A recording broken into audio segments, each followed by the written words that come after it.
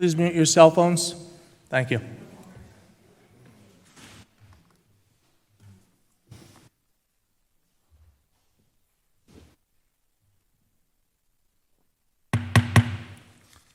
Welcome to tonight's council meeting, located here at 315 Westfield Avenue, Clark, New Jersey, 07066.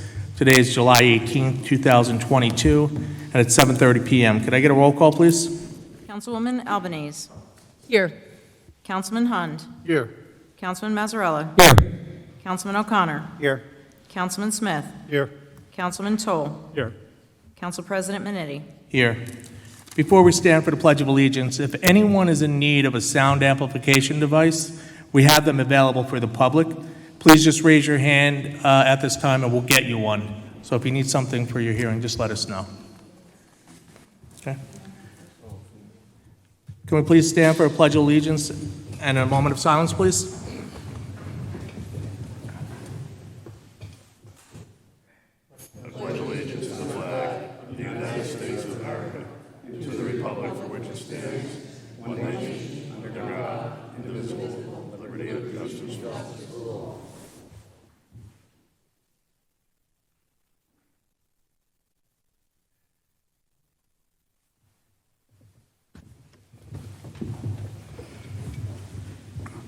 This meeting is in compliance with the Open Public Meetings Act, as adequate notice of this meeting has been provided by mailing the annual schedule of meetings to the Star-Ledger, Union County Hawk, Union County Local Source, and Tappan to Clark, by posting such annual meeting schedule on the bulletin board in Town Hall reserved for such announcements, the official website of the Township, and the proper filing of said notice. Formal action may be taken at this meeting.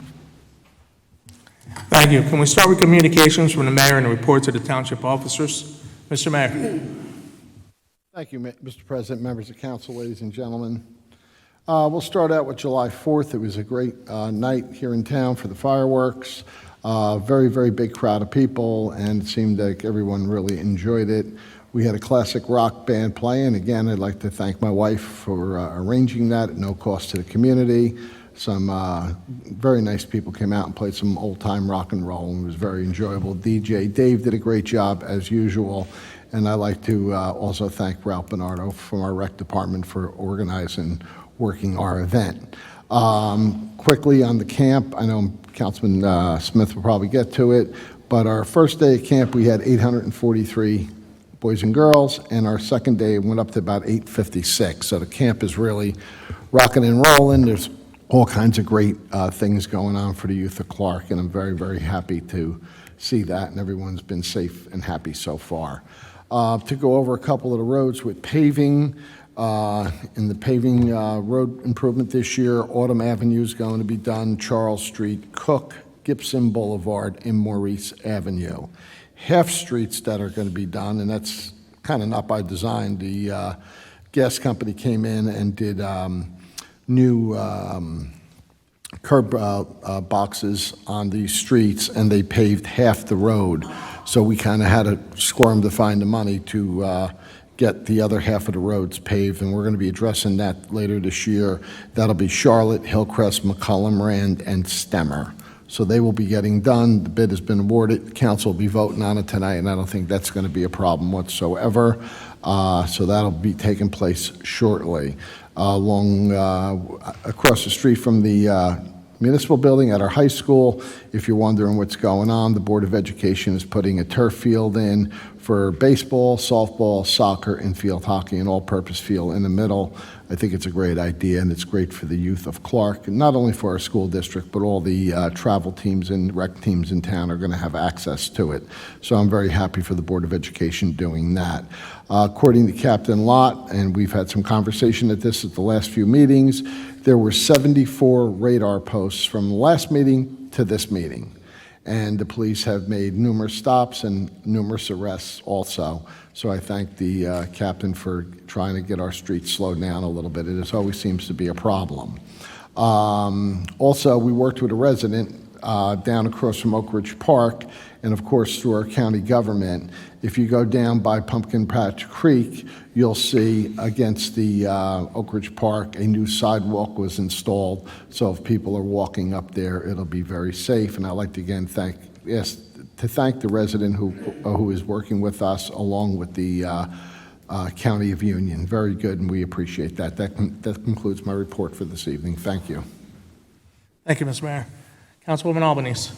Thank you, Mr. President. Regarding the library, we had a fantastic turnout in all the programs that we've had that are coordinated with the summer reading program. So the summer reading program is in full swing, and there's opportunities for all ages, even very little ones.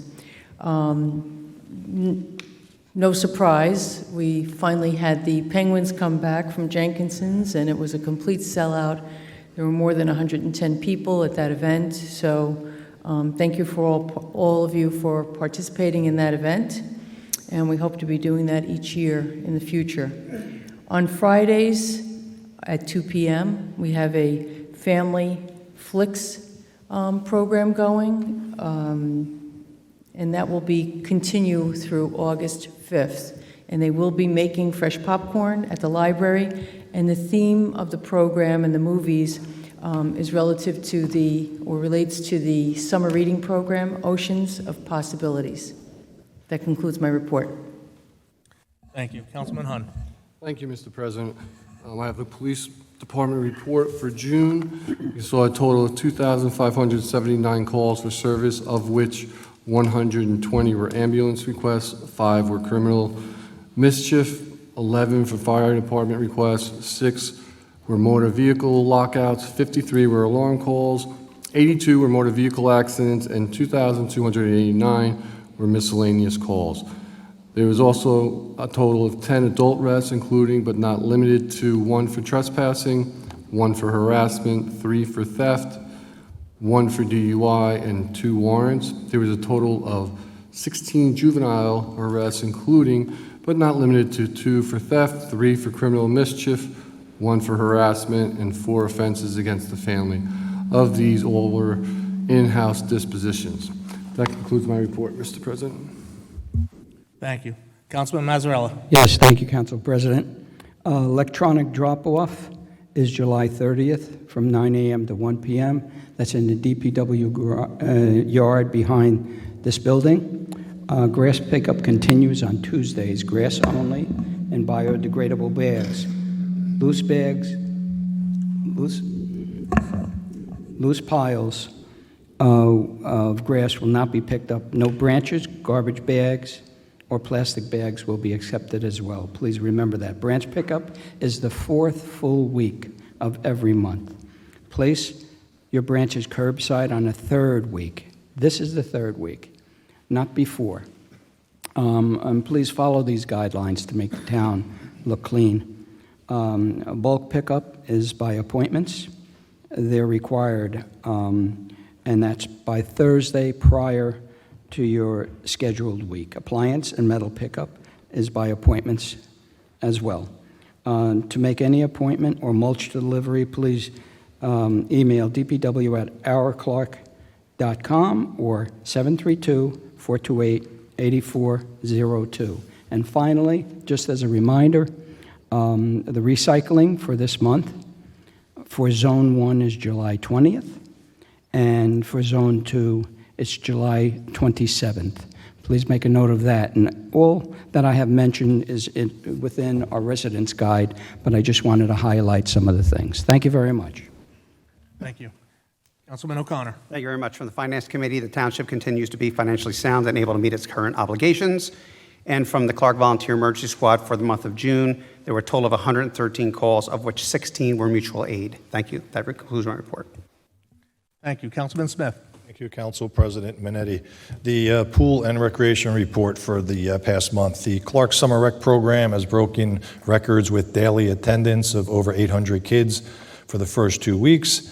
Ralph and his talented team of counselors are doing an excellent job, and all the attendees seem to be enjoying all the programs that are being offered. The Clark Community Pool has also surpassed last year's memberships. However, there is still time to sign up. With the hot weather this week, if you're interested in joining, please stop down at the pool and fill out the membership forms, or you could always go on our website at ourclark.com under the Swim Utility tab. The summer concerts that are being held on Tuesdays in the parking lot of Brewer have been a great success, so I want to thank Ralph and his rec department for bringing that to us this year. And as the mayor mentioned, July 4th festivities at Brewer were another rousing success. The fireworks did not disappoint as usual. The Recreation Department is looking for instructors for the following classes, which is a paid position. So if you're interested in making a few extra dollars, they're looking for instructors for cooking for kids, how do I use my cell phone, and girls lacrosse. And that's all I have this evening. Thank you. Thank you. Councilman Toll. Thank you, Mr. President. From the Environmental Commission, I spoke to Mark Hayden, the chairman, and Mark asked me to respond, let the people know about what's heading this fall. Once the kids get back into school, they're looking at Saturday, October the 15th for the reservoir cleanup. They meet in front of Brewer Municipal Building, the circular driveway, and they take out teams to go and clean up basically plastic items that have been washed down these sewers and then end up in the reservoir. So we try to show the kids how to clean up Mother Earth and to make it a cleaner and safer town, with showing them what the history of the town, of the reservoir, and how safety with nature. Again, the date will be confirmed once the kids are back in school, and that will be then everyone's invited to attend and to become a part of helping Mother Nature and this township work together. That's all I've got for committee reports, Mr. Chairman. Thank you. Thank you. And in the month of June, the Clark Fire Department responded to 35 calls. The calls included, but not limited to, numerous odor and alarm calls. 4 calls were related to motor vehicle incidents, and 6 calls for mulch and brush fires. The Clark Fire Department responded to 7 mutual aid calls from surrounding towns. And as always, I'd like to thank the members of the Clark Fire Department for their hard work and dedication keeping our town safe. This concludes my report. Madam Clerk, can we move to ordinances, appropriations, and claims? Introductions of proposed ordinances, please. Yes, thank you. The first ordinance, 22-08, is an ordinance to amend Chapter 189 of the Code of the Township of Clark entitled Housing Standards. Can I get a motion, please? Yes, I'll move it. Thank you, Councilman Mazzarella. Can I get a second? Second? Thank you, Councilwoman Albanese. Any discussion? Yes, Council. Just some background. This is a state requirement. It's registration of any rental residence, even if it's one unit, if someone's renting their house, primarily addressing any house that was built before 1978. And what we need to do now is track them and also make sure that they are, in fact, either lead-safe or lead-free certification, and do periodic follow-ups either at time of change of tenant or after 2 or 3 years, depending on what type of certification they have. So this is a state mandate that we have to comply with. Okay, thank you. Can I get a roll call, please? Councilwoman Albanese. Yes. Councilman Hund. Yes. Councilman Mazzarella. Yes. Councilman O'Connor. Yes. Councilman Smith. Yes. Councilman Toll. Yes. Council President Minetti. Yes. Public hearing on this ordinance will be August 1st in the Municipal Building in Room 30. Next ordinance, 2209, an ordinance to amend and supplement Chapter 306, Article 5 of the Code of the Township of Clark entitled Wildlife Feeding. Can I get a motion, please? I'll move that, Mr. President. Thank you, Councilman Toll. Can I get a second? I'll second that. Thank you, Councilman Hahn. Any discussion? Yes, Council. This is coming from quite a few residents that have concerns regarding wildlife feeding. Our ordinance was not as restrictive as some of even the surrounding communities. We looked at, Cranford, we looked at Westfield, we looked at Scotch Plains, and, what they have in place. And as, quite a few of you up there also had, comments come to you. So we updated the ordinance, made it more restrictive and specific on what type of animals can be fed, primarily just birds. And there are some restrictions to that. But this is in overall condition that's been, coming back to me over the last year. So as with your approval, it's something that we can address. Great, thank you. Can I get a roll call, please? Councilwoman Albanese. Yes. Councilman Hund. Yes. Councilman Mazzarella. Yes. Councilman O'Connor. Yes. Councilman Smith. Yes. Councilman Toll. Yes. Council President Minetti. Yes. This ordinance will also have its public hearing on August 1st in the Municipal Building, Room 30. Ordinance 22-10 is a bond ordinance to authorize the making of various public improvements and the acquisition of new additional or replacement equipment and machinery and new automotive vehicles, including original apparatus and equipment, in, by, and for the Township of Clark in the County of Union, State of New Jersey, to appropriate the sum of $725,000 to pay the cost thereof, to make a down payment, to authorize the issuance of bonds to finance such appropriation, and to provide for the issuance of bond anticipation notes in anticipation of the issuance of such bonds. And for the record, the supplemental debt statement for this bond ordinance has been properly filed with the New Jersey Department of Community Affairs by the Chief Financial Officer. Thank you. Can I get a motion, please? So moved. Thank you, Councilwoman Albanese. Can I get a second? Second that? Thank you, Councilman Hun. Any discussion? Yes, Council. There's a couple of things on here, specifically the HVAC for the library. It was coming in a bit more expensive than we even estimated originally. But keep in mind, out of the amount that we are bonding, $228,500 we're receiving back from the state library boards. So it will be offset a significant portion of that amount. And then the other stuff is just standard replacement equipment for the police department and vehicles, and a boat and turnout gear for the fire department in the event of any type of water rescue. And that's what makes up the bond. Thank you. Can I get a roll call, please? Councilwoman Albanese. Yes. Councilman Hund. Yes. Councilman Mazzarella. Yes. Councilman O'Connor. Yes. Councilman Smith. Yes. Councilman Toll. Yes. Council President Minetti. Yes. This ordinance will also have its public hearing on August 1st in the Municipal Building, Room 30. Thank you. Can we move to payment of claims, please? Thank you. I have reviewed the bills for the month totaling $382,421.73. Thank you. We'll move to citizens' hearing on the agenda. I'd like to open the meeting to the public. Each person addressing the council shall give their name and address to the clerk. All remarks shall be addressed to the council as a body and shall not exceed 10 minutes in duration.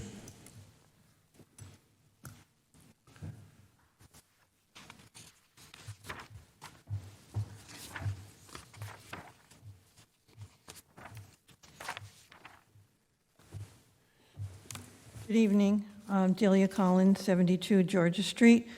I know that we're supposed to address the council, but can I address the business administrator?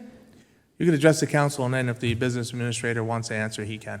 Okay, I'm very confused because I tried to find the original paperwork on the original ordinance, and I was wondering how come it's under storm water management and not under animals. Chapter 306 says storm water management. Article 5 is wildlife feeding. Council President, I don't believe that's on the agenda. Yeah, What wildlife feeding she's talking about? wildlife feeding. That's what it's under in the E-codes. I thought we were talking about, well, I mean, I'll have to look at that, where you were looking for it, originally. I'm not sure, but I thought we were just talking about citizens' hearing on the agenda items. Yeah, it's right here, sir. Yeah, The ordinance is not being discussed until next meeting. Yeah, she can. Okay. I was told Yeah, I'll have to look it up. I don't have the information. I don't have the old ordinance in front of me. I only have the changes. Right, because it was very hard to find where it was, and the proposed ordinance was hard to find. I have a question also. You're equating a stray cat with wildlife, and if a cat is ear-tipped and can be outside, it can be either owned, indoor, outdoor, and community cats are considered a feline, and the cats are domesticated animals, not wild animals, according to the state of New Jersey. They're not indigenous wildlife in North America. So I don't know why they're included in this ban. Well, also included in the ban are stray animals, so if they're Right, walking. you have stray animals, Yep. and then on the next page, Yeah, you have wild animals not including stray animals. So it's kind of, you're saying one thing on one page, and you're changing something on another page. Do you have that? Delia, what page is that on the ordinance? It's on purpose. Says unconfined wild animals or stray animals. And then when you go over to stray, wild animals, it says wild animals shall not include stray animals. So you're saying one thing on one paragraph and No. something on another. No, it says wild animals shall not include stray animals, birds, or other waterfowl or fish. And then we define stray animals separately. So Right, but on the- stray animals mean including dog or cat that is not licensed to the Township of Clark residents pursuant to the code. Wild animals, which is another defined term in the ordinance, and as part of the defined term, wild animals doesn't include stray animals, but they are included in the ordinance under stray animals. Yeah, but then you're saying, I don't understand it, but according to the state of New Jersey, cats are not considered wildlife. But that's why they're not included. They're classified under stray animals. Repeat that? If you look at the definitions, they're not considered wild animals because it's saying here, wild animals shall not include stray animals. Stray animals are defined up above as shall mean and include any dog or cat that is not licensed to a Township of Clark residence pursuant to the code of the Township of Clark and kept and maintained on the resident's property. Maybe I'm reading it differently, but I don't know, the attorney, do you have a different interpretation? No, that's accurate. The bottom line is, the provision that follows, 30627, essentially makes feeding a wild animal or a stray animal illegal. right, so he's saying a stray animal is... Is different than a wild animal. A wild animal is a feral animal. A stray animal is not. A stray animal is simply an animal, is a dog or a cat. There are only two kinds. And those two kinds of animals, if they are not licensed to a resident in the town and kept on that person's property, they are a stray animal. And if they're a stray animal, you cannot feed them. But they're still a cat. I understood that. Of course they are.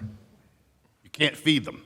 That's all it says. You're not allowed to feed them, even though they're not wild. Then they can die.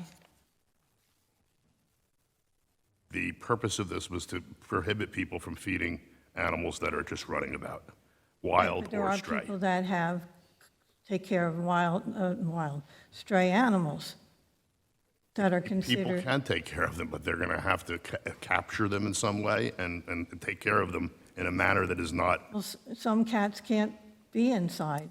well, you can't feed them. They're going to have to learn to fend for themselves, I suppose. I can't hear you, I'm sorry. They are going to have to learn to fend for themselves, I suppose. If you have a cat or a dog and you haven't licensed it and you let it leave your property, I don't know. It's ridiculous. And how do you know it's not an owned cat that's outside? pardon me? It could be an owned indoor-outdoor cat that's outside. If it's not licensed and not kept and maintained on the resident's property, it is by definition stray. So you're going to go out and hunt for the cats that people... There's no provision in here for hunting cats. Well, it sure sounds like it. You're just not allowed to feed them. Well, then they'll die. Mark, may I please? Delia, you know what I think they're trying to say, maybe if I put it this way to you? If you see a stray cat or a stray dog, I think the ordinance is trying to say we should capture them and shelter them and versus feeding them. We And, don't have TNR in our town.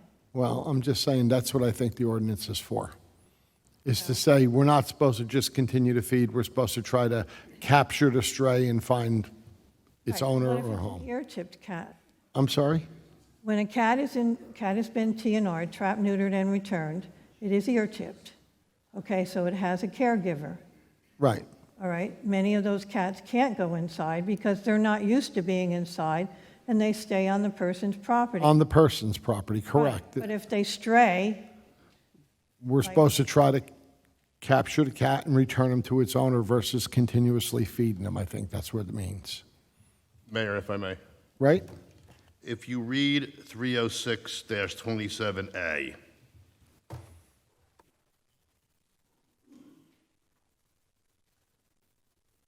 read the second sentence. Even if they're privately owned cats or dogs, they're not stray.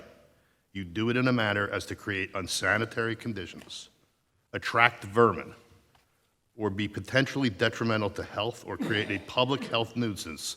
That's prohibited, and that's consistent with the rest of the. If that is unlawful, certainly feeding stray animals would also do the same thing. It would create a circumstance where there are unsanitary conditions. It will attract vermin. It could be potentially detrimental to health or create a public health nuisance. That too is prohibited.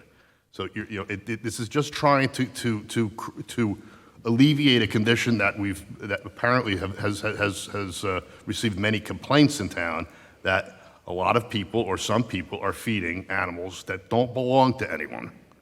And we want to keep animals inside homes, inside yards, and be licensed. If you don't license them and don't take care of them, you're not allowed to feed them. so what are you going to do with them? Round them up and get them euthanized? I think you need to report them to whatever agency collects wild stray animals. There Well, are according to agencies that our do. contract with Associated Humane, if a cat is ear-chipped or tattooed, it will be released to its location. So they won't pick up. Well, maybe we'll have to look for a different vendor then. I'm sorry? Perhaps we'll have to look for a different vendor then in that. I've been telling you that for 10 years. And then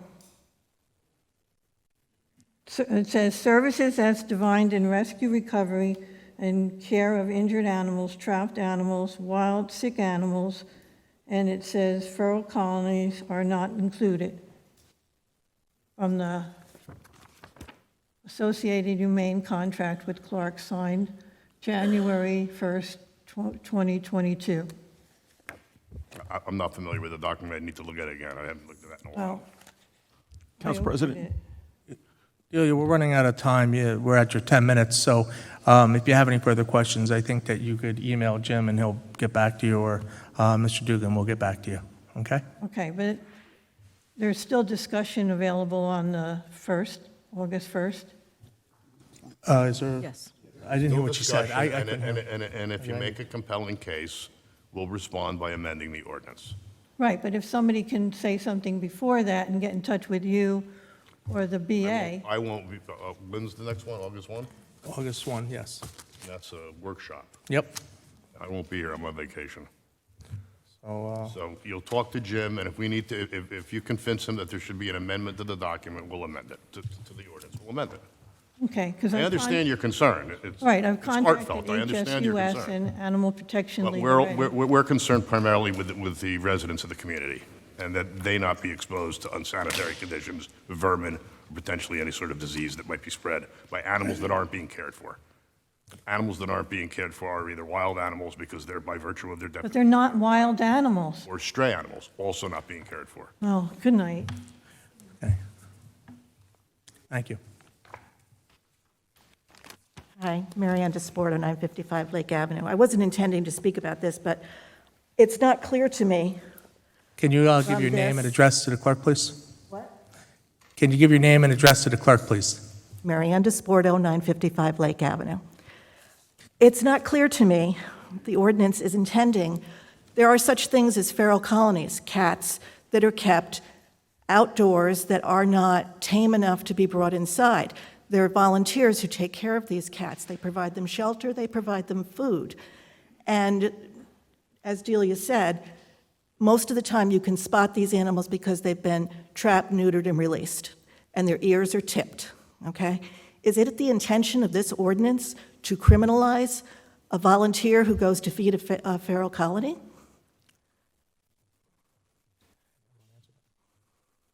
Because that's my question after I was listening to this back and forth. They're a feral colony, an established feral colony. Most of the cats are neutered. They're being fed and cared for by volunteers who spend a lot of their own money to take care of them. And that's the only thing that I think should have an exception in this ordinance. Well, I'll look at that. I haven't looked at that, but I would say that it would probably be prohibited by this ordinance that people. So you're criminalizing a volunteer's effort to. Feed those wild animals, yes. So you're criminalizing a volunteer's effort to We're feed trying- and maintain this feral colony. Trying to keep wild and stray animals out of the town to protect the residents. But they're already there. They're being cared for If they're by not volunteers. Fed, if they're not fed, they'll likely leave. I really think you should take a closer look at making a specific stipulation regarding feral cat colonies. I'm not talking about feeding the deer or just putting out food for any kind of wild animal. I'm talking about these feral cat colonies that are well established sometimes. And the volunteers spend a lot of their own time and money to take care of them. And I really think you should look at having an exception in this ordinance. This ordinance is criminalizing behavior for these people who are trying to take care of them. At least that's what it sounds like. And if the council deems it appropriate in policymaking to do that, they will. This is an ordinance that was drafted by the business administrator, reviewed by me, and it is intended to alleviate a condition that has received a lot of complaints. And the council's primary responsibility, candidly, is to the residents of the town and to keep them in a safe condition. Those feral cats could very well be carrying all sorts of diseases, and They're trapped, they're neutered, they're released, they have their ears tipped, and I think they get vaccinated when they get trapped and neutered? If they're trapped and neutered, do they also get the Right. vaccinations? Guys. Okay, thank you. Thank you.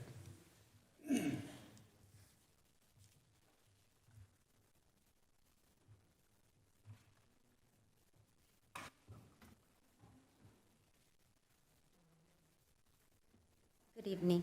My name is Maria Estevez, and I live at 84 Georgia Street. And I'm here because of the animals that are running around in my neighborhood. I haven't seen cats or dogs running around.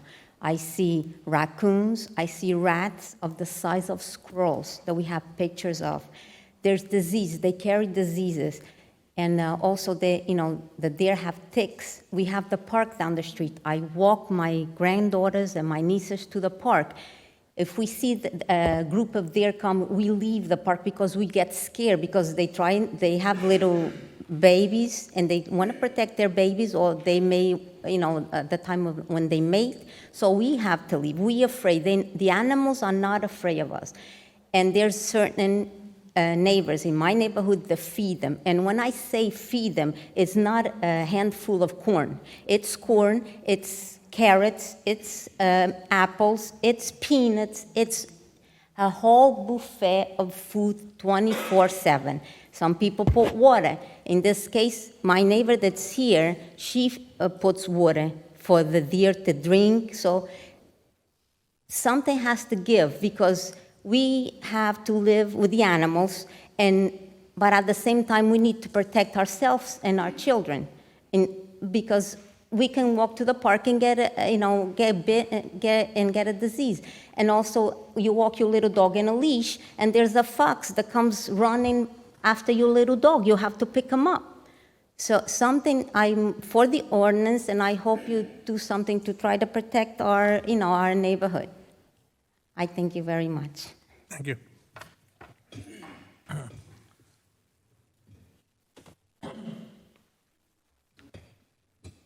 Nick Buscio, 69 Georgia Street. It is said that the road to hell is paved with good intentions. Good deeds sometimes bring unintended consequences. Feeding wildlife is seen as a good deed by some. However, it causes unintended negatives, such as is not good for the wildlife. It gathers rodents such as rats. It breeds mosquitoes. It exposes people to many terrible diseases. Even the harmless Bambi and their mom carry the tick that causes Lyme disease. I had Lyme disease. In addition to passing an amendment, I humbly recommend a public service educational newsletter to the residents explaining why it's a bad idea to feed the wildlife. And I'm talking about feeding wildlife, we're talking about spreading food all over the lawn, allowing any type of wild animal to gather, and bringing even more undesirable animals. Thank you. Thank you.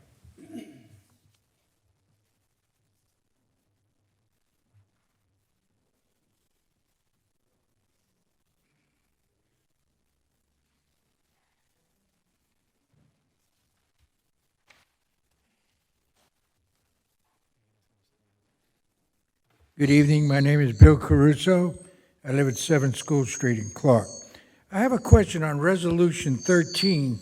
Since over the years I've been very involved with affordable housing for seniors. I want to know, back then, we had to establish a quota of units in order to comply with the state of New Jersey's efforts for municipalities to provide affordable housing. And there was a number set. I don't recall exactly what our obligation was based on our open land inventories, but we did Woodcrest, and I understand there'll be credits done for Walnut Avenue. Does anyone up there know exactly, do we still have an obligation to provide affordable units in this town based on our land space? Take it. Yeah, Mr. Caruso, we do have units that we still have to satisfy.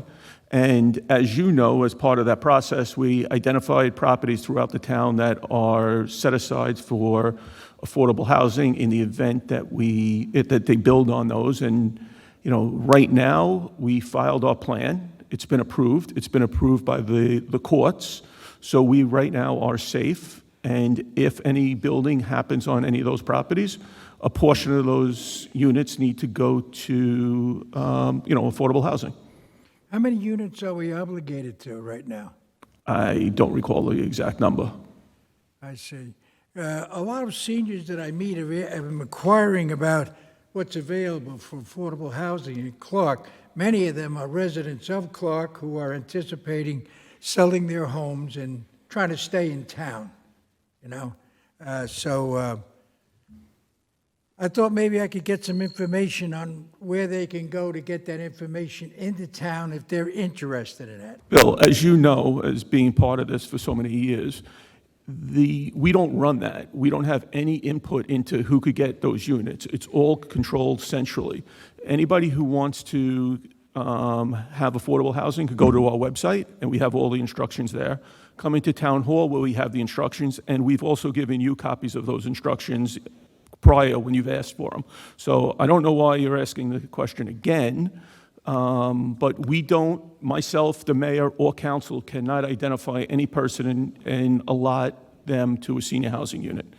It's all controlled centrally, and it's not up to us. Well, according to this Resolution 13, it says CGP&H as the administrative agent for the Township Affordable Housing Program, and we're going to be appropriating money, $33,500. Again. What service do they provide? That's exactly what they do. So they're the people you're talking about? Those are the people we're talking about. They do that. They do our certification. They do our reporting. They manage that process for us. So the people could come to your office and ask how to get in touch with this group? Like I said, it's on the website. It's also you have the handouts, because I personally handed them to you. Yeah. Right? So you know the process. I don't understand what the question is again. Well, the question was, I was curious of what services this particular agency provided, since we actually, didn't have really a senior housing committee or anything in the town for, I had to organize it, as Clark Senior Housing Corporation many years ago. All right, thank you for your assistance, thanks for the response. Thank you.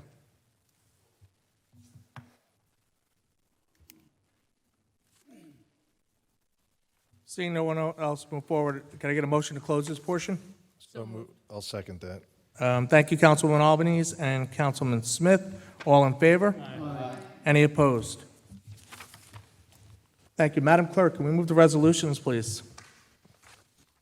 Okay, the first resolution is protesting the implementation of Public Law 2021, Chapter 182, since it is a local unfunded mandate requiring the Township of Clark to conduct lead-based paint hazard inspections of rental dwelling units within the township. Can I get a motion, please? You see that? Good, yeah. You'd like You to see see it? it? That would be good. Okay, can we see that, Madam Clerk, please? Yes. That's the entire council, agrees to the ordinance, says yes. Any discussion on that, Jim? Yeah, so this is back to 2208 that we just passed. One of the issues is we're going to have to do quite a bit of work on doing these inspections. It's another unfunded mandate from the state.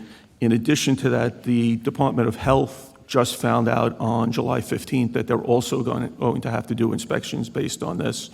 And it's one of these new regulations and requirements that are going in place on July 22nd, and the DCA is just giving the Department of Health information now on it. So I'm hoping that you'll support this, and we'll send it off to the state. Just tell them that we're not happy with another unfunded mandate on the township. Mr. President? Yes. Can I make a comment? So basically, what we're saying is, in the middle of the year, we have a very good law that's come across from the state, but we now have to charge you, the taxpayers, to fund it. And we're saying that that shouldn't be locally funded. If the state passes a law, there are times when they fund it, and we're not getting the funding. So it's getting charged back to the taxpayers.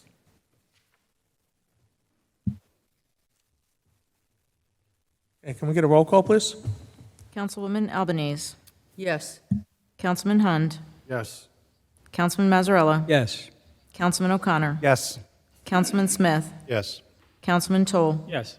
Council President Minetti. Yes.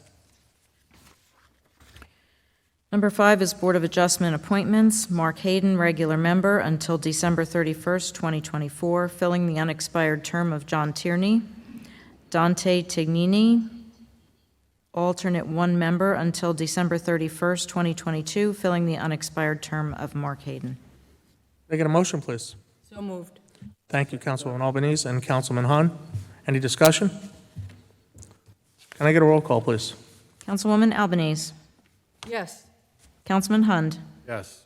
Councilman Mazzarella. Yes. Councilman O'Connor. Yes. Councilman Smith. Yes.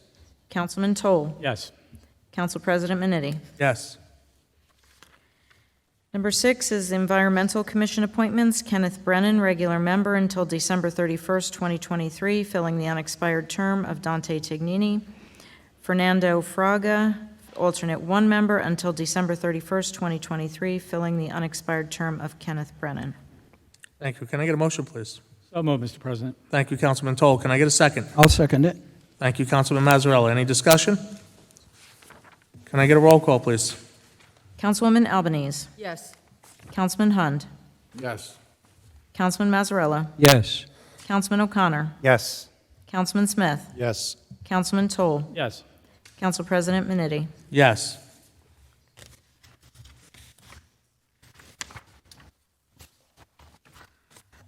Next resolution is authorizing final payment and release of performance guarantees to S&L contractors for the 2021 capital road improvements, Phase 2, Willow Way and Fulton Street, in the amount of $9,478.88. Thank you. Can I get a motion, please? I'll move it. Thank you, Councilman Mazzarella. Thank you, Councilman Hahn. Any discussion? Yes. Now, ladies and gentlemen, this is the release of the performance guarantee money, but it will go on maintenance bond, correct? Correct. Yeah, so if there's any problems with it coming down the road, then it would be repaired out of that maintenance guarantee. Can I get a roll call, please? Councilwoman Albanese. Yes. Councilman Hund. Yes. Councilman Mazzarella. Yes. Councilman O'Connor. Yes. Councilman Smith. Yes. Councilman Toll. Yes. Council President Minetti. Yes. Number 8 is award of contract to S Brothers Incorporated for the 2022 capital road improvements in the amount of $861,831.20. Can I get a motion, please? I'll move that. Thank you, Councilman Hun. Can I get a second? I'll second it. Thank you, Councilman Mazzarella. Any discussion? This is, if the council remembers, this is the bids that we rejected for the prices being too high. We went back out to bid. We saved about another $10,000 off of it using S Brothers as part of this new bid. The mayor earlier today read off the streets that we're going to be repaving with this money. Great, thank you. Can I get a roll call, please? Councilwoman Albanese. Yes. Councilman Hund. Yes. Councilman Mazzarella. Yes. Councilman O'Connor. Yes. Councilman Smith. Yes. Councilman Toll. Yes. Council President Minetti. Yes.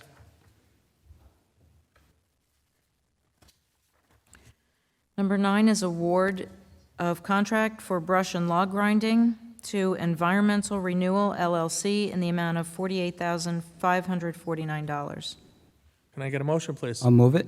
Thank you, Councilman Mazzarella. Can I get a second? I'll second that. Thank you, Councilman Hun. Any discussion? Again, council, this is another one of the bids that we rejected. Last time that came in at lowest bidder was $92,500. Now we're about, $48,550. So we saved quite a bit of money there by going back out to bid.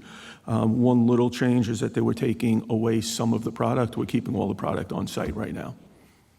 But, in the end, we're saving over $40,000. Thank you. Yep. Can I get a roll call, please? Councilwoman Albanese. Yes. Councilman Hund. Yes. Councilman Mazzarella. Yes. Councilman O'Connor. Yes. Councilman Smith. Yes. Councilman Toll. Yes. Council President Minetti. Yes. Number 10 is authorizing the mayor and clerk to execute an agreement with Union County to modify the cooperative agreement for the Community Development Block Grant Program. Can I get a motion, please? So moved. Thank you, Councilwoman Albanese. Can I get a second? I'll move that. Second. Thank you, Councilman Toll. Any discussion? Yeah, this is so we could get money from the county for the CDBG. This year, we're getting for ADA ramp, sidewalk ramps, $33,000, and for the senior citizens as part of the Recreation Department, $14,250. And as I recall in the discussion, this is basically language that has to be in the agreement from the federal government so that that's where the money comes from ultimately, although it's distributed by the county. So of course, we want to comply so we can get the funds each year. Thank you. Thank you. Can I get a roll call, please? Councilwoman Albanese. Yes. Councilman Hund. Yes. Councilman Mazzarella. Yes. Councilman O'Connor. Yes. Councilman Smith. Yes. Councilman Toll. Yes. Council President Minetti. Yes. Number 11 is authorizing submission of an application for the Greening Union County Grant in the amount of $8,200. I'll move that, Jim. Thank you, Councilman Hung. Can I get a second? I'll second that, Mr. President. Thank you, Councilman Toll. Any discussion? Yes, this is a matching grant, so we have to put up the same amount of money. This is to replace quite a few trees that we lost in the Jupiter Dorset area there were ash trees, and we took down a bunch of them, so we're going to be replacing that and using, half of it's going to be covered by the county. Thank you. Can I get a roll call, please? Councilwoman Albanese. Yes. Councilman Hund. Yes. Councilman Mazzarella. Yes. Councilman O'Connor. Yes. Councilman Smith. Yes. Councilman Toll. Yes. Council President Minetti. Yes. Number 12 is authorizing submission of an application for the Kids Recreation Grant in the amount of $50,000 for improvements to Memorial Park. Can I get a motion, please? I'd like to ask council to EC this, please. Sure. Can you see that? Sense. Okay. Any discussion, Joe? Yes, so, we're going to be making two changes. One is on the current equipment, we're going to be putting in a spinner. So we're going to expand the playground equipment down there. In addition to that, depending on how much money we get from the county, we are going to look to put anywhere between 1 and 3 pickleball courts over there. So, the residents in that area, as the council knows, has been trying to get additional things down in Veterans Memorial Park, and we're satisfying that need, again, with some assistance from the county. And for those who are longtime Clark residents, Veterans Memorial Park is better known as the Pit. So that's the park we're talking about. Thank you. Can I get a roll call, please? Councilwoman Albanese. Yes. Councilman Hund. Yes. Councilman Mazzarella. Yes. Councilman O'Connor. Yes. Councilman Smith. Yes. Councilman Toll. Yes. Council President Minetti. Yes. Number 13 is renewing the professional services contract with CGP&H as the administrative agent for the Township's Affordable Housing Program in the amount of $33,500. Can I get a motion, please? I'll move that. Thank you, Councilman Smith. I'll second that. Any discussion? I know we went over that a little. Yeah, we went over this. This is to manage our affordable housing. Yep. Can I get a roll call, please? Councilwoman Albanese. Yes. Councilman Hund. Yes. Councilman Mazzarella. Yes. Councilman O'Connor. Yes. Councilman Smith. Yes. Councilman Toll. Yes. Council President Minetti. Yes. 14 is authorizing the chief financial officer to issue a refund to J&J Electric due to cancellation of construction permit number 22-420 in the amount of $81. Can I get a motion, please? I'll move that. Thank you, Councilman O'Connor. Can I get a I'll second? second that. Oh, thank you, Councilman Smith. Any discussion? Pretty. This is just refund of a permit fee that was for work that was never done. Can I get a roll call, please? Councilwoman Albanese. Yes. Councilman Hund. Yes. Councilman Mazzarella. Yes. Councilman O'Connor. Yes. Councilman Smith. Yes. Councilman Toll. Yes. Council President Minetti. Yes. Madam Clerk, can we move to consent agenda resolutions, please? Yes, number 15 is authorizing the tax collector to refund overpayment of sewer fees in the amount of $40, and 16 is authorizing the tax collector to apply sewer account balance adjustments as credit in the amount of $600. Thank you. Can I get a motion to adopt the consent agenda, please? I'll move that, Mr. President. Thank you, Councilman Toll. Can I get a second? I'll second that, Mr. President. Thank you, Councilman Hung. Can I get a roll call, please? Councilwoman Albanese. Yes. Councilman Hund. Yes. Councilman Mazzarella. Yes. Councilman O'Connor. Yes. Councilman Smith. Yes. Councilman Toll. Yes. Council President Minetti. Yes. We'll move to public comments. I'd like to open this meeting up to the public. Each person addressing the council shall give their name and address to the clerk. All remarks shall be addressed to the council as a body and shall not exceed 10 minutes in duration.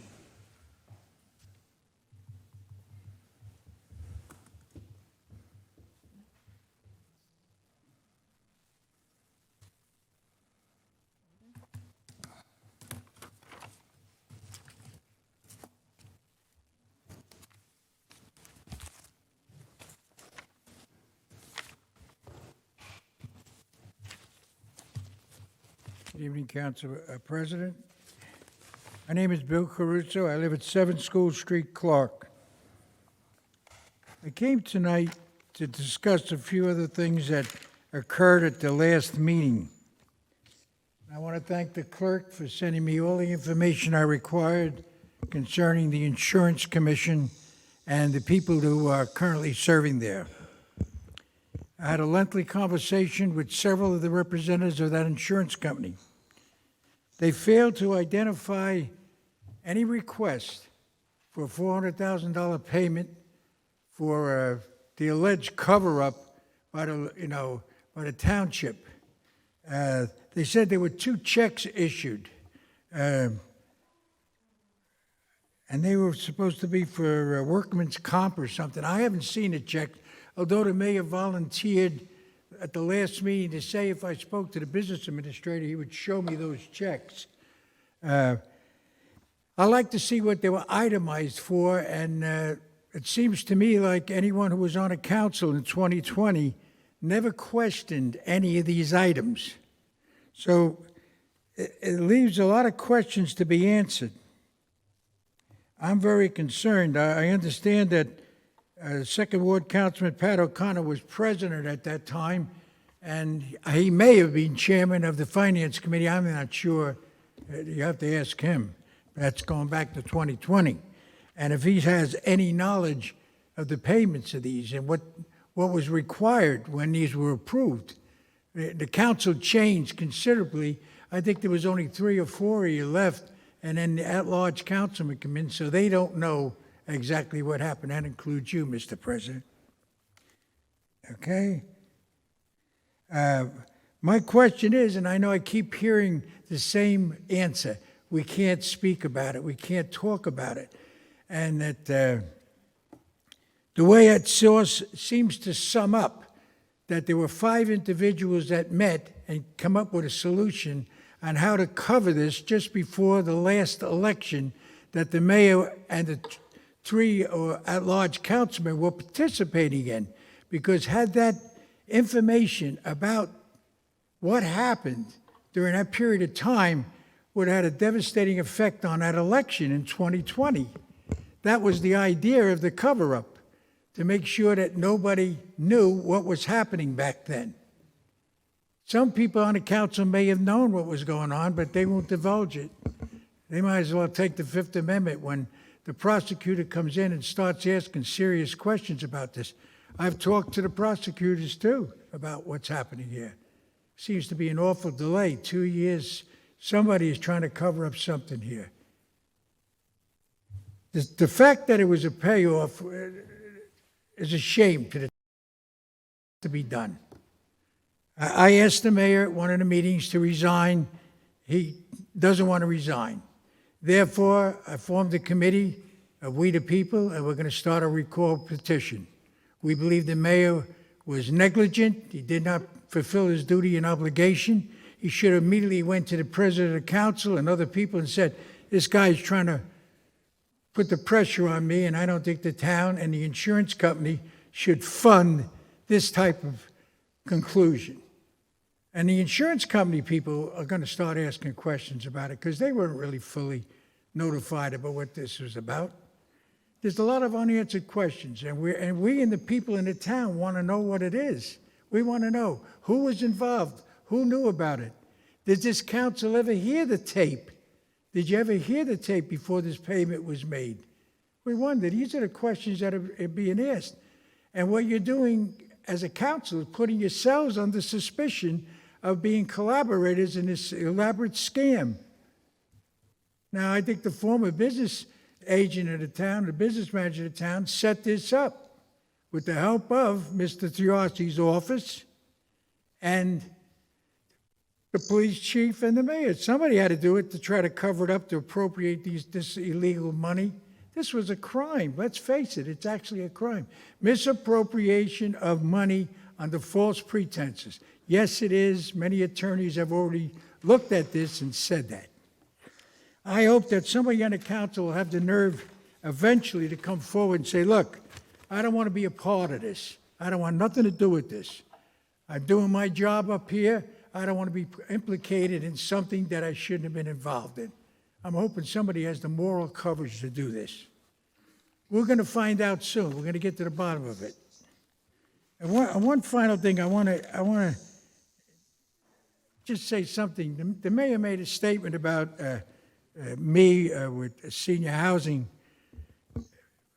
A long time ago, there was a farm for sale on Madison Hill Road. And I was trying with Garden Homes to get that property to put affordable housing in because we were under pressure by the state to comply with affordable housing requirements. The mayor said, well, you should look in the newspapers and see all the articles Mr. Caruso wrote. I welcome that. I wish they would look at all those articles. Meantime, check the Star Ledger. The mayor's quote was this: if Mr. Caruso is lucky enough to get that property, it'll be a boil on my ass if he lets those people move into this town. It's right there in writing. Pick it up, go ask the Star Ledger in the archives. It's in the archives. Go check with the Star Ledger. I hope I have Mr. a Caruso, copy can of it. you, I'll bring it to you. Mr. Caruso, And the can I mayor ask you a should have made can I ask you a comment. can you put, What do you say? can I ask you a question, please? I want to hear what you I have know, to say, you got to put Pisa. your thing on. Go ahead. Could you tell me the date of that so I can look at? I don't know. I don't remember it. That was way back. But you know what? The mayor's telling you to check my letters. Check his statements now. Okay. Who wound up buying that property? Do you know? Yeah, well, it was made a recreation site. Yes. And which a lot of people were unhappy with because most of the people in Rawway are utilizing it more than Clark. Became a big, it didn't benefit us. It didn't help the seniors of this town. It didn't help affordable housing. It would have been a nice site. But that's neither here nor there. What's your point? My point is, the county purchased that property. But somebody encouraged them to do it because they didn't want affordable housing in this town. I don't think you've been around long enough to realize that. No, I'm personal friends with the previous owners, so I know they were unhappy with the settlement that they had to deal with when the payment they were paid. So You have no idea. no, Councilman Head, Councilman Hund, H-U-N-D. you have no idea how hard we tried to get affordable housing in this town, because this town didn't want this people, that people. There was an attitude, and I wish the attitude was gone. I wish people would start waking up. This is a different world we're living in. We got to get people that start thinking the way the young people are thinking today. That's why I'm screaming for term limits. I hope you people pass something or have the guts enough to put something on. Term limits. The mayor's in 24 years. I don't know how many years you guys have been in here. You want to be political politicians for the rest of your lives? You need the job so bad? It's nice if you do nice things for the town. We appreciate it. And I'm not saying the mayor didn't do nice things for the town. But this last thing that he did is ruining him. It's ruining his legacy. That's it. Don't you understand what's happening here? All the good you do goes down the drain when you do one bad thing, because people never forget it. You understand? This is not between me and him. People get up. Last week, Mr. DeMarzo got up and made a big speech. I never questioned Pete Novarchik's service to the Newark Police Department. I just questioned his attitude of how he felt about some of the people that he had to work with in Newark. That's all. But he made a big deal about it because he's obsessed with Donald Trump and the Trumpsters and all that crazy stuff that they had to rally about. It's all baloney. That's all it is. We're going to find out sooner or later when it's over. Thank you, Mr. President, for giving me the time to speak tonight. Thank you.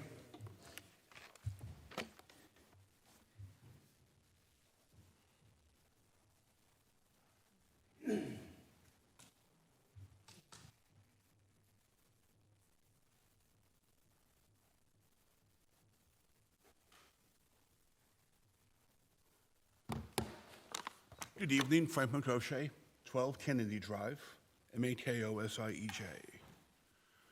So, warm, hydrate, take a glass half full approach.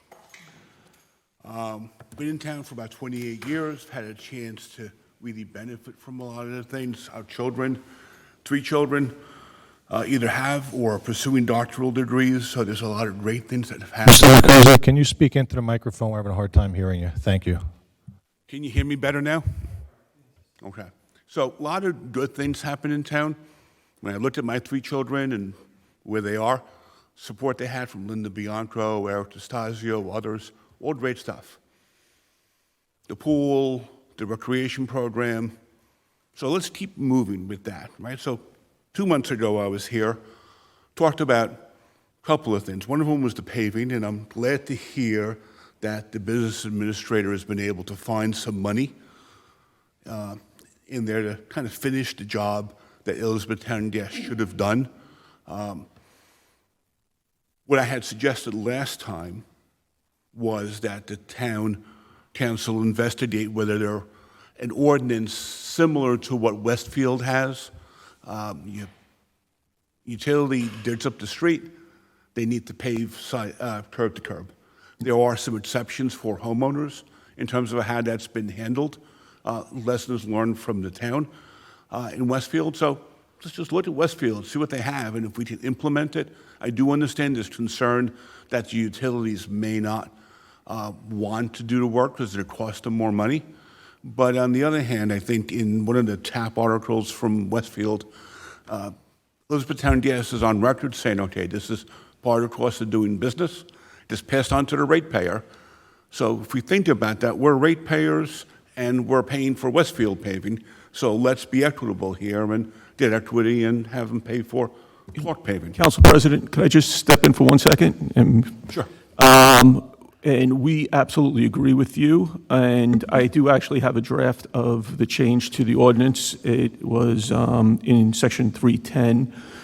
We probably will be introducing it in August. So, and calling for, curb to curb and 25 feet in certain circumstances. So all of those half streets that we had to pave, we will no longer be required to pave them, and they're, it's a draft. But it's on its way. Kudos to you for the fiduciary responsibility to the taxpayers. Wonderful. Thank you. Second item was speed. We've spoken about that. I've actually done some homework, driven around. Captain Lott was very nice to educate me a bit today that there are three signs, 2 on Ross, 1 on each side, opposite sides, and then 1 on Valley. Westfield has similar program. Theirs are a bit different. Technology changes, right? We used to have a flip phone, now we have a big phone. Their cameras will connect to the cloud and provide downloads, and you're able, I understand, and I'm not the professional here, but I'm just what I read, they're able to document that many will wind up slowing down, about 80%, when they get feedback. And that's because you have that data and it's collected 24/7. I'm thrilled that there were 74 radar details. So if we look at the cost of the sign versus cost of the details, right? So I think the sign's about $5,000 with all the bells, whistles, and toys. Speaking to Sergeant Ostrander, Westfield PD, met with him face-to-face to understand what they have done. Their town council has allocated 20 such signs. 11 are installed, 9 are waiting to be installed, and they're able to be mobile to move them around. If you wanted to look at one, it's across from 248 West Dudley Avenue, right by Clark Park, in the vicinity of the Roosevelt Intermediate School. That's an example that's been up for a while, and I'm sure that Officer Ostrander would be more than happy to show. He almost pulled it out for me, and I'm sure he knows Captain Lott, so that's data that's available. Not cheap. 20 of them is $100,000. If we looked at the 74 details over the last month, I would expect that probably 4 hours per detail, probably, if we looked at that, probably spend around $15,000 per month just on that. And really, it's not really the cost of that, but it's taking the officer away from patrol. Obviously, they don't just do radar detail. They go out to respond to calls. And it's not like we're asking for gunshot detection technology, right? Thank God. We have a great town. We want to keep it that way. And I think investing in some of this technology that provides feedback, that's a bit more contemporary, will be money well spent. Thank you. Thank you.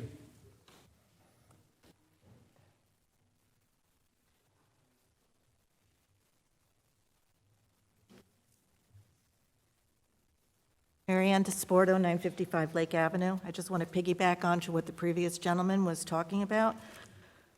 Not everybody was here at the last council meeting, and that's when I brought up the issue of speeding again, primarily on Lake Avenue, because that's where I live, where since February, we have had 3 accidents within a radius of 3 houses, from my house down to the end. There have been 3 accidents where utility poles, the same utility pole was taken down twice, causing power outages. One of those power outages, we had to replace our entire electrical panel for the house. Another one caused a serious injury where a woman had a back fracture and a brain bleed. So these are serious injuries. There are going to be there are going to be serious injuries and maybe even deaths that occur if we don't get a hold of this problem. And so the speeding signs that he's talking about, that's what I want to hear from this council. You just passed a resolution for, what was it, $575,000 or $700,000, and it sounds like you've probably got all that money earmarked already. It's going to go for the air conditioning at the library, and then I heard some other things. I want to hear somebody put up a resolution to buy those speed signs that he was talking about, because he's right. When somebody's driving down the street and they see you're going 45 miles an hour in a 25-mile zone, they're going to slow down, hopefully, unless they really don't care. The 74 radar posts that were put up by the police, I thank the police very much for them, but that is a Band-Aid.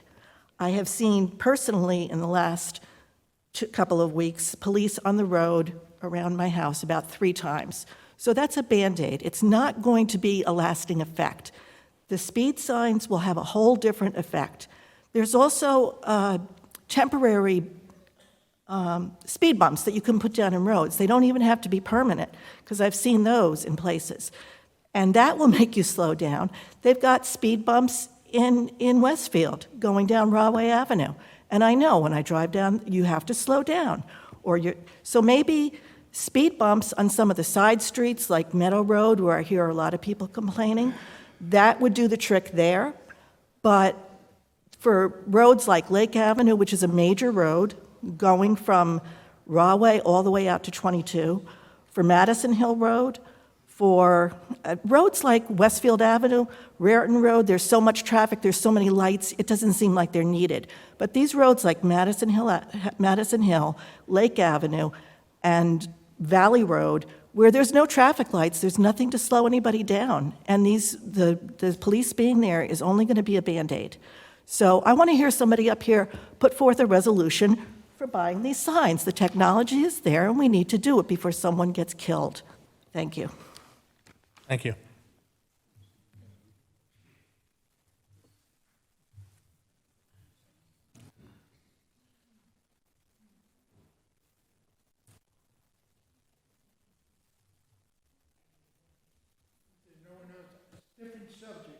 We have someone coming forward.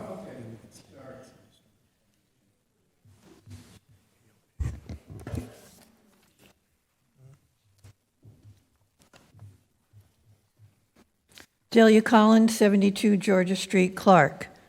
I have a question because there was an article in a Tap Into Clark, Tap Into Westfield regarding a proposed deer hunt with bow and arrows. The county said that, they're doing Oak Ridge Park, but it was also mentioned in the article that there was issues with municipal properties within the town of Westfield, Plainfield, and Clark.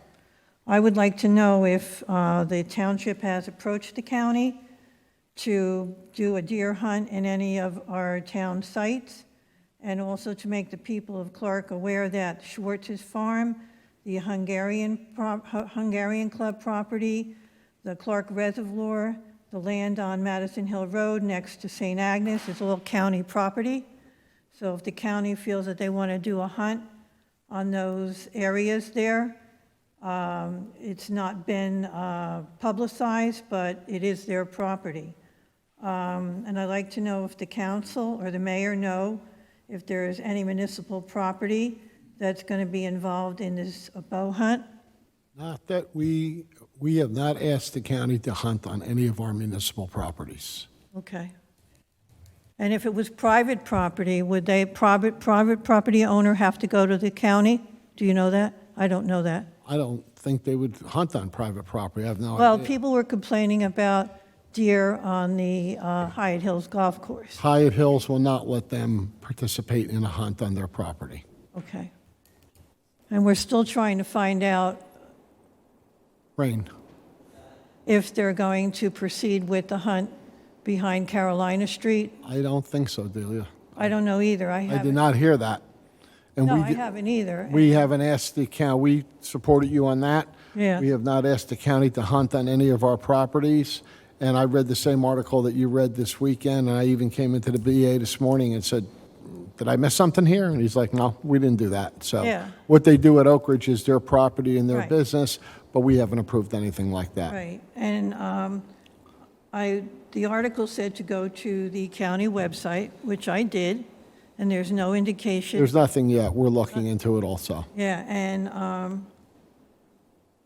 hopefully, you have to go through the county Parks and Rec to get this information, and I don't know if it would be an Oprah request. We'll just make calls to you. I go to the county manager. I don't go through the Yeah, I've department been heads. talking to them prior to this, Yeah. when we had the first. We'll let you know if there's anything, but we're not supporting that right now. All right. Back to the issue of feeding wildlife. Just a few minutes, please. We have people in our neighborhood that chase the deer down the street, and they wind up in the park. We have kids in the park that go after the deer and chase them onto Central Avenue. Somebody's going to get hit, somebody's going to get hurt. That's what I worry about. They chase them down the road. We've seen it happen. We've seen the deer. Well, I haven't. One of my neighbors has seen the deer get pushed out onto Central Avenue. Okay, so just be aware of what happens in our neighborhood. We have neighbors that come onto our property and take things from our property. How do they know they're for the deer? The water on my property, which has been removed twice, was for the birds. This ordinance doesn't say anything about birds, that you can't put a water supply out for birds. And that's what it was there for. We have people that put things behind the fence that could attract vermin, and that was one of the issues when we had the flood from Ida. There were things, you brought it up, things Conrail said to you, well, people shouldn't be putting things behind the fence. Well, take a walk. Thank you. Excuse me, Delia, just to correct you, there was wording in there that bird feeders need to be at least 4 feet off the ground. Huh? Bird feeders need to be at least 4 feet off the ground. That's in the ordinance. Where? Yes. I don't have it here. Oh, yeah.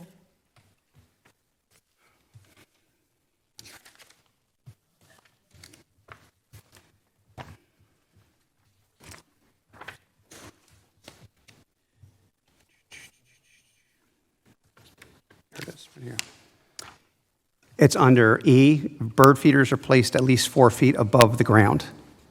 Oh, okay. Okay. This is in an ordinance that's in right now. Right, well, this is the proposed, I'm sorry. Right. So if I put it on top of something, I'm just letting you know, you made a statement, I just wanted to correct you. This is what we're going to talk about August 1st, okay? Thank okay. you. No, I understand. And again, I just hope we don't have killing of the animals in town. Thank you. Thank you.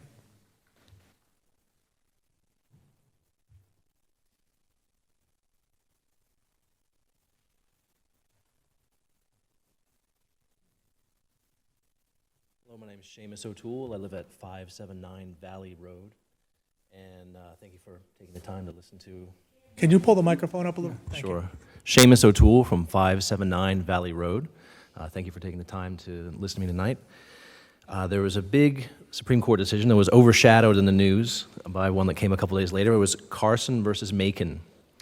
And this allows townships such as this one to offer school vouchers to parents to use that in non-public schools, whether or not the school is religious. Previous interpretation would have been that they couldn't do so, right?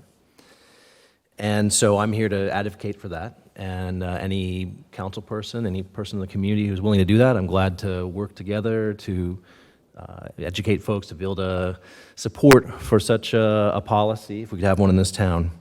And it means if ones were passed in this town, yeah, go right ahead. Mr. O'Toole, I believe that you would need to go to the Board of Education. This is the town council. We're not really involved in the schools other than helping hand whenever we can. But I think for vouchers and things of that, you need to see Mr. Grande, our superintendent. Okay. And he'll work with you through the Board of Education, I'm sure. Okay. So this would be a policy that would be passed by the Board of Education? Yes, sir. And it wouldn't need any input from the city council? No, sir. Okay. Well, all the same, I'm going to stick around afterwards, and I'll be here next month as well. Anyone who would like to chat about that, I'd be glad to chat and work together, especially since it's an election year. So Thank you so much. Thank you, sir. Thank you.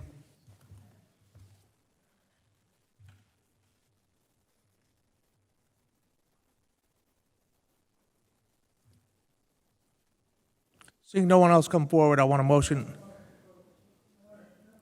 Mr. Crusoe, I gave you your 10 minutes. It's only fair that I give everybody equal time. So we did give you your 10 minutes before. So I want to respect everybody in the chambers.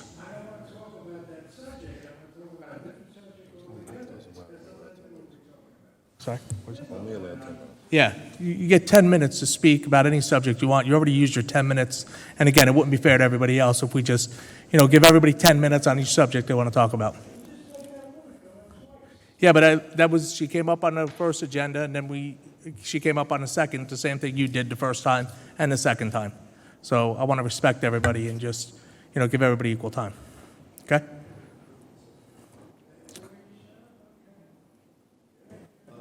Daniel Fuchs, 333 Carolina Street. Not No, 333 pull it down. Carolina There you go. Street. Daniel Fuchs. You want to take my 10 minutes? No, it's not important. I don't have anything to say. I just want to give you an opportunity. No? Okay.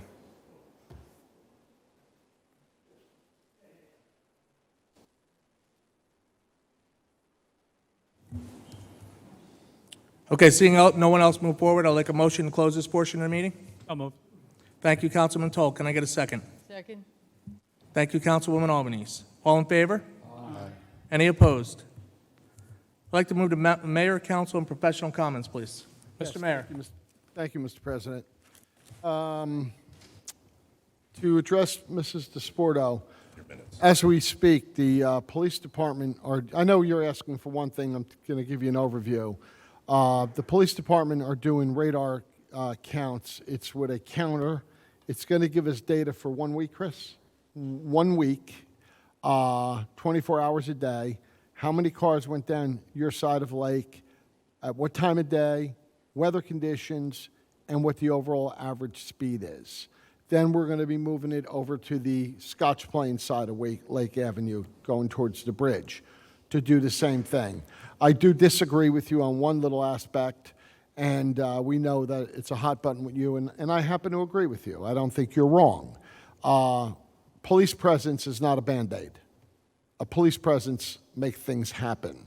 So I've asked the captain to get his guys out. They've stepped up the radar details, and hopefully we're going to do it. The other thing I want to do with the count on your street, and this is in between hopefully doing other enforcement and other things, is a count now is one thing. I want to see a count done in September when everyone's back from school, because you lose about 50% of the crowd in our streets throughout Clark, probably Union County for that matter, in different parts of New Jersey. We're not the only one exempt. Everybody goes on vacation, and the streets are less and less. So we want to get accurate counts now to start addressing your problem. The other thing it's going to be able to tell the police department is what time of day is the most speeding occurring, and they can adjust their details that way, and we are looking into the signs. So hopefully that answers some of your questions there. The next thing I have to answer is my old friend, Mr. Caruso. Mr. Caruso has a very short memory when he wants to have a short memory. The Esposito Park was pushed by me and Councilman Toll at the time. We wanted to have more open space in Clark. We didn't want to have development. At the time, I was friendly with Mr. Caruso, as most people are, and then he destroys the friendships and leaves them in their wake. And he agreed. He says, because he used to get on the old mayor that was here prior to me, my predecessor, Bob Ellenport. He used to chase him around constantly about development in town and this and that. And, it's 22 years later. I thought Ellenport was allowing a lot of development back then. That's what I thought. But compared today and the way the rules have changed and the court mandates, it really wasn't that much. But everything is hindsight, and it goes back 20 years. And he used to chase Mayor Ellenport around and say all kinds of things about Mayor Ellenport. As a matter of fact, ladies and gentlemen, because lightning does strike twice. It does strike twice. He was sued by Mayor Ellenport for slander. This is a fact. This is a fact. And his insurance company settled with Mayor Ellenport for, I think, I believe, about $11,000 that time. Yes, it did happen. And I can bring an attorney here, that will verify it. And Mr. Ellenport showed it. He showed the copy of the check to everybody. Unless he forged it, which I don't think Bob would do that. But he even had to go out and get himself an insurance company because his big mouth constantly got him problems. I have 8 people right now who's willing to deal with my private attorney when I wave the go flag that are going to do sworn affidavits in the slander he's doing about me in town. $11,000 is going to be a drop in the bucket when I get done with him. He won't be able to stand. The next thing I like to read here, because Mr. Caruso is an investigator. He knows better than the Union County prosecutor and the Attorney General's office. He's an investigator. He can't spell the word another, but he's going to sit here and investigate what went on in town. After being on council and being an agitator on council and suing the town on council, Mr. Caruso decided to go and call our insurance company. You don't have to open it. I'll give it to you. That's how simple it is. And we got a email on June 22nd, 2022, from a Mr. Richard Crooks. He is the our representative with our insurance company, okay, Township Insurance Company. And he says, "Good morning, Mark and Jim, our attorney and our BA. I just got a phone call from a person who said his name is William Caruso. He works for We the People, another fake group.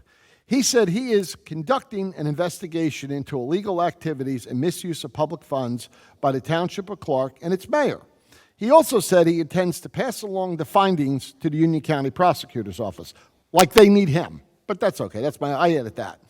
He claims the township and mayor paid off a blackmailer with $400,000 from the Township Insurance Fund, and a township clerk gave him my name as manager of the township's insurance program.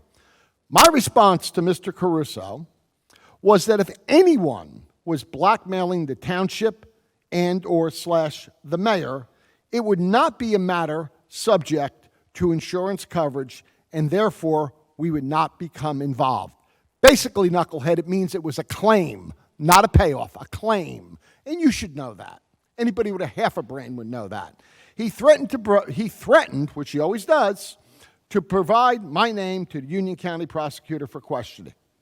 He did not appreciate my response and became very belligerent, so I ended the call. All part of the whole show. So I hope right there that what Mr. Caruso asked this council tonight, if Mr. Caruso was worth the salt that he wasted up on council for 11 years, he would understand that when someone brings litigation a person who is in our employment, it's called a matter of personnel. Cannot speak about that in public unless there was a hearing. You can laugh all you want. You don't know what you're talking about. And I could prove it to you 6 ways from Sunday. It's called a matter of personnel. The only way a personnel matter could become public is if there was a hearing and that individual asked for it to be done in a public hearing. Number 2, this claim was against myself and 3 other police officers. It was a matter of personnel. It was turned over to the insurance company. It was handled by the insurance company and their lawyer, our attorney, etc., and so on, that came ultimately to a settlement. We have the checks of $400,000. $330,000 paid by the insurance company, $70,000 paid by the Township of Clark. This is all fact. There's nothing mysterious about this. Mr. Caruso keeps talking about payoffs. I hope what I read here will enlighten this community. Certainly not him. It's past his time. There's no payoff here. It was called a claim. Now, you may not have liked why the claim occurred. I'm okay with that. I understand. I didn't either, for that matter. Feel very bad about it. But it was a claim. We didn't pay him out of our treasury. We didn't hand somebody a check out the back door. It was a claim. Mr. Caruso, keep running your mouth, and I will sue you, and it's going to hurt when I get done. As an investigation goes, bring it. I welcome any investigation into what went on. I welcome it. and we will fully and always cooperate with law enforcement. I just want to check anything else. I'm sorry, ladies and gentlemen, I have to waste my time with this man. He wants to talk about Trump. Well, he comes up here and gives us his Bernie Sanders impression every month, but he won't come to the executive session where you can also talk about these comments. He wants to stand up in front of a microphone like he matters, like he matters. He turned around in 2020 and talked about things, and I'll bring those minutes to the meeting of what a great job the mayor and council are doing and should be reelected.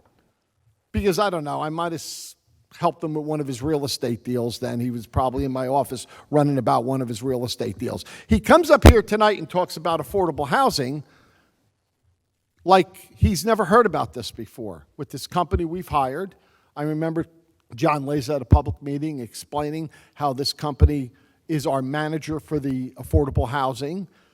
It's got to go through a state process. There's no favors can be done, folks. If you came to me or a council member tomorrow and said, hey, can I get an affordable unit? We can't. There's no favors. This goes through a whole process, and this company does the process.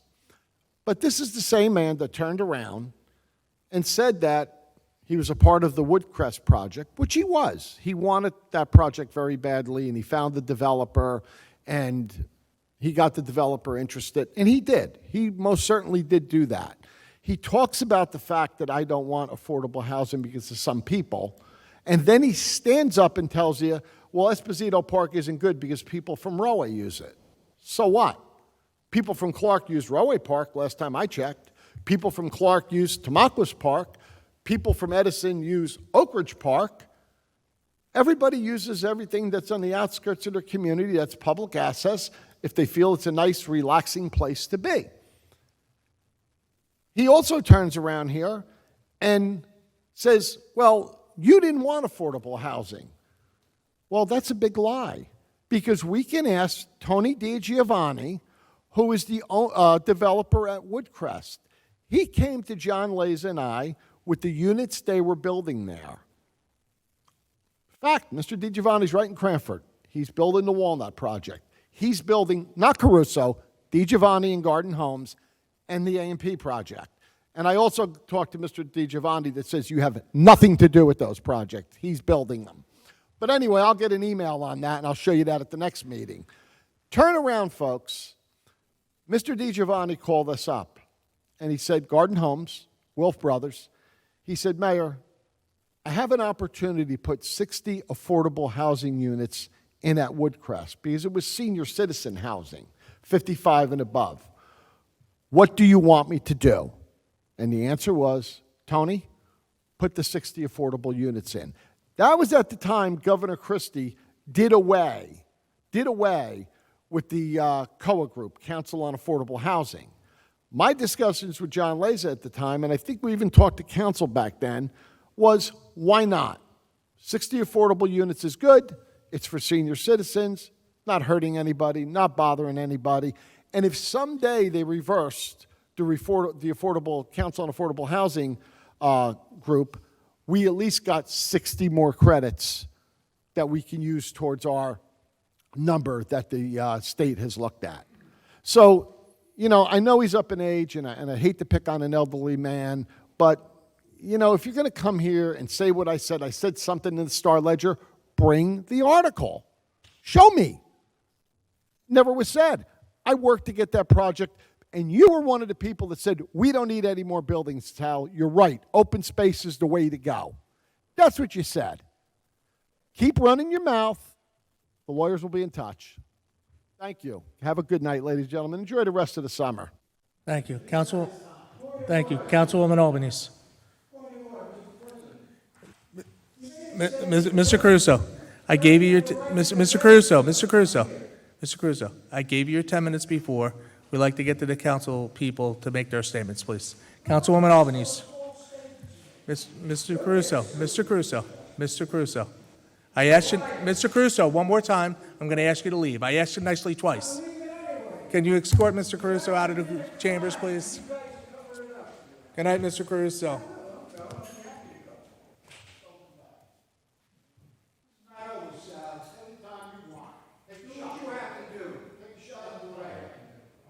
Back to the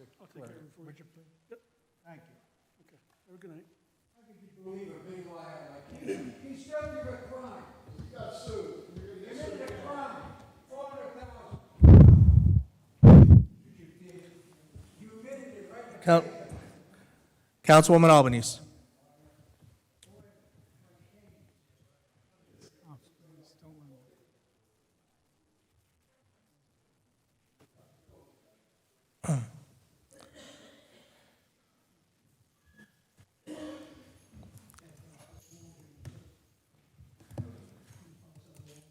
Councilwoman Albanese, ready?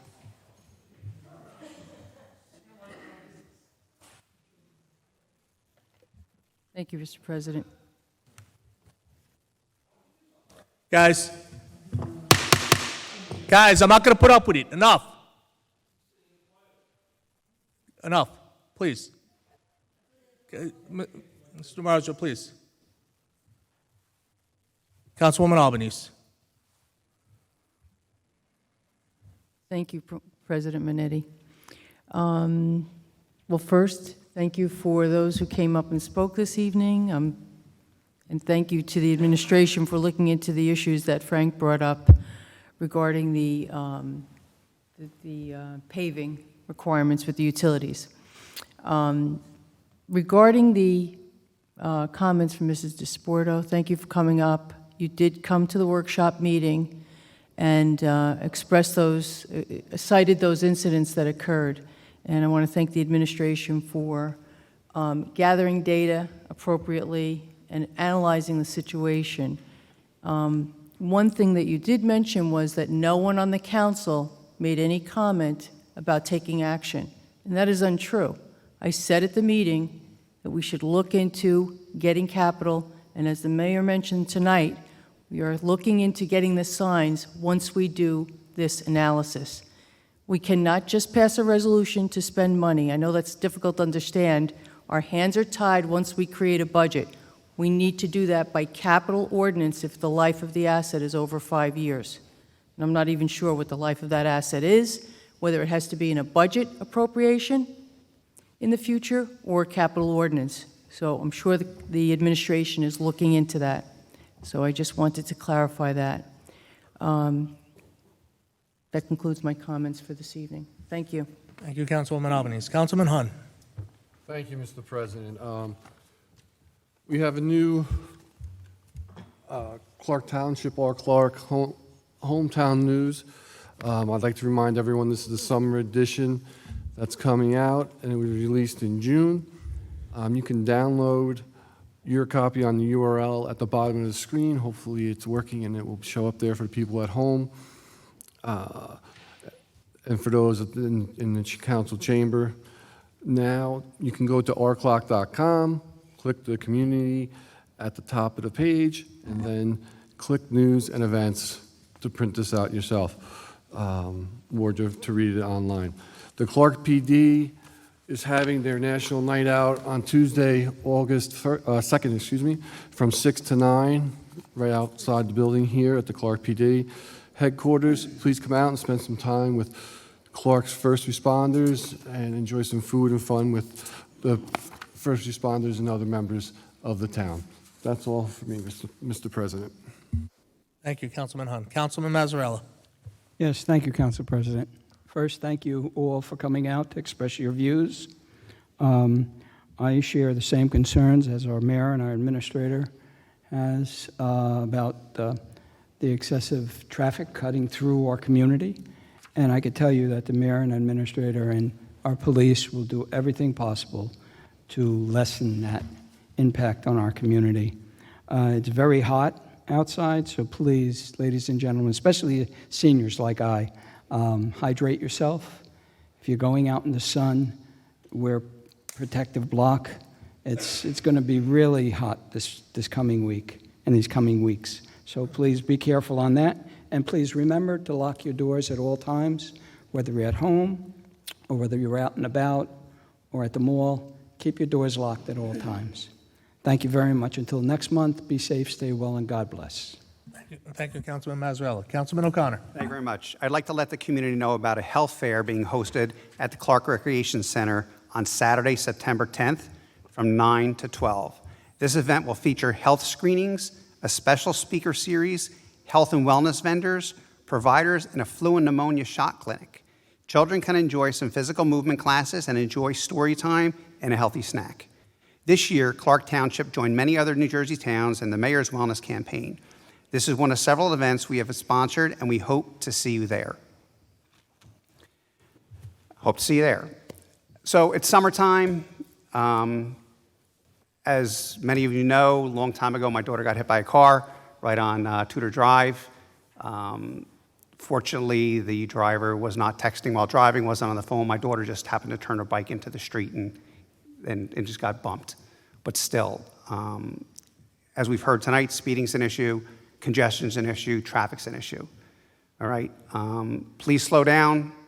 It may save a life, maybe one of your family members. That concludes my reports. Thank you, Councilman O'Connor. Councilman Smith. Thank you, Council President Minetti. It is going to be a very hot week in the 90s, actually for the next 10 days or so. So I just want to remind everyone it's not too late to join the Clark Community Pool. There's plenty of summer left for your family and friends. If you don't know all about what the pool has to offer, you could take a look at a video that the Clark TV 36 put together. It's on the Al Clark YouTube page.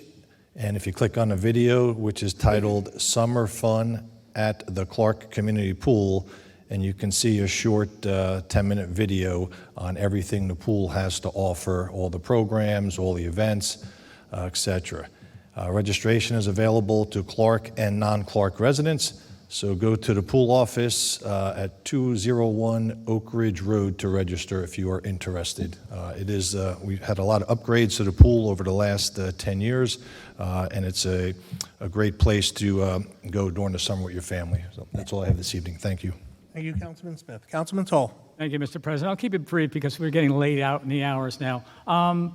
Tomorrow I'll be putting into the administration and to Captain Lott a request to reanalyze and review the traffic on Skyline, Kennedy, and Mildred. I've been talking to residents on Mildred Terrace in the last week or last month since Frank came up and brought it to our attention. Mr. Olson, at the bottom of the Mildred Terrace Hill, brought up an idea.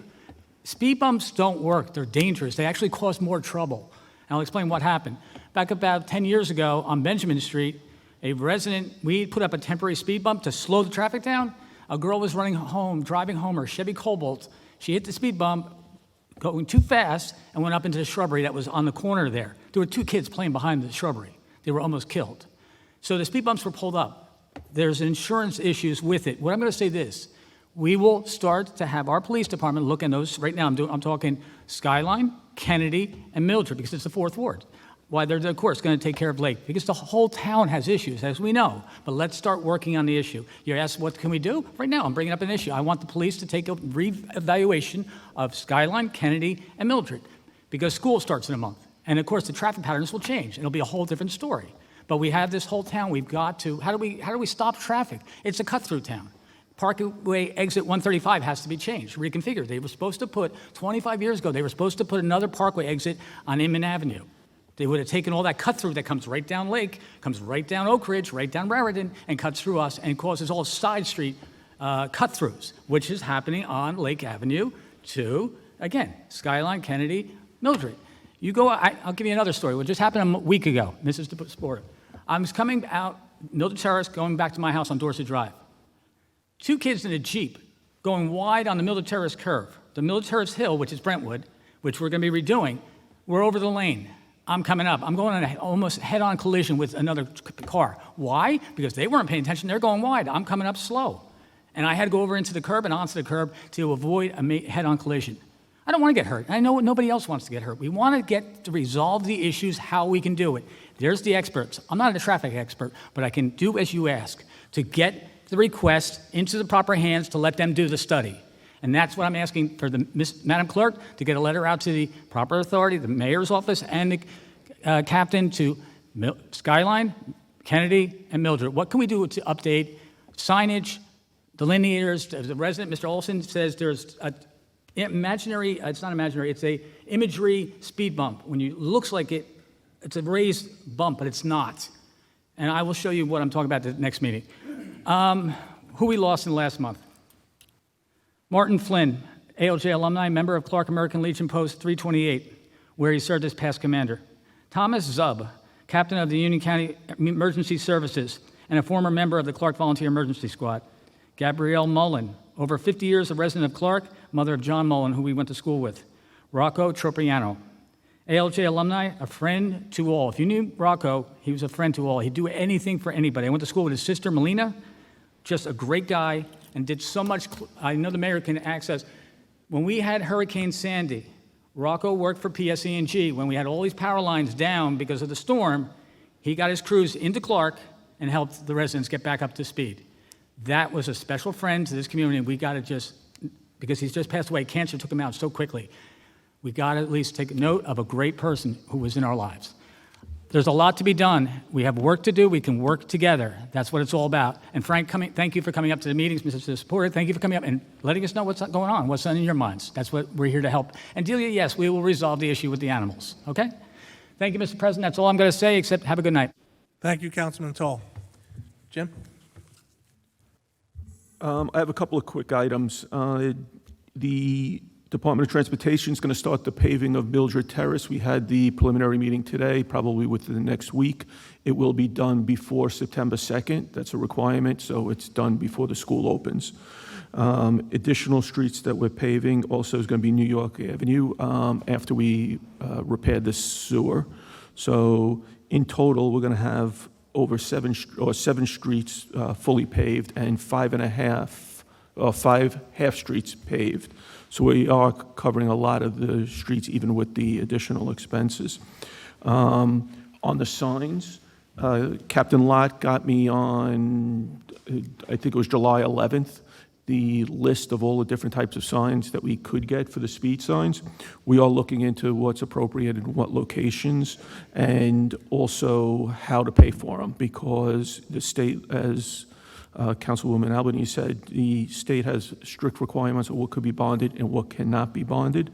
And we're trying to figure out the best way to pay for them out of next year's budget. So we didn't have enough time to get it into this year's bond, but we will be looking at whatever we need as appropriate and finance the signs as necessary through either the operating budget or the capital budget. That's all I have. Thank you. Madam Clerk, anything? No comments, thank you. Counselor? No comment. And I'm just going to finish up. I just have a couple short things. Number one, I hope I heard correctly, Mr. Caruso mentioned that our seniors want to stay in Clark and how important it was for senior housing. That says something about this town, that these people want to, people want to stay in town. So I was really happy to hear that. It's going to be a hot week, record-breaking heat. Just keep an eye on, your mulch in front of your house.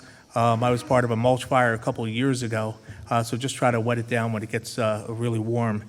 And that's going to be it for me. And I want to thank everybody for coming tonight and have a great evening. Thank you.